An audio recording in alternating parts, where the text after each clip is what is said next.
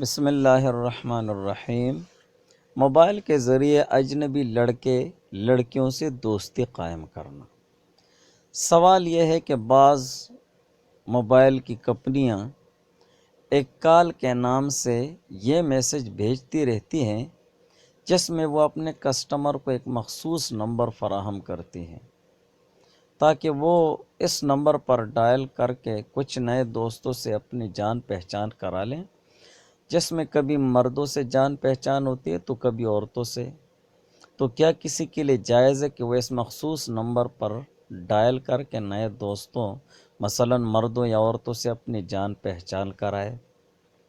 جواب: اجنبی مردوں سے بلا وجہ دوستی قائم کرنا وقت کی بربادی اور لایعنی مشغلہ ہے، اور اجنبی لڑکیوں سے موبائل وغیرہ کے ذریعے دوستی کرنا شرعاً حرام ہے اور بدترین گناہ ہے۔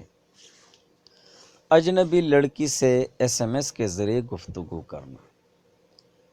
سوال یہ ہے کہ کسی لڑکے کا اجنبی لڑکی سے بذریعہ میسج گفتگو کرنا کیسا ہے؟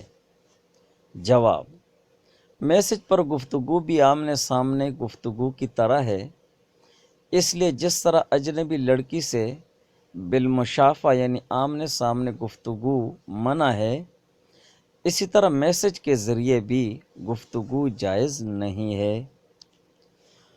موبائل آفس کے کسٹمر کیئر میں عورت سے بات چیت کرنا۔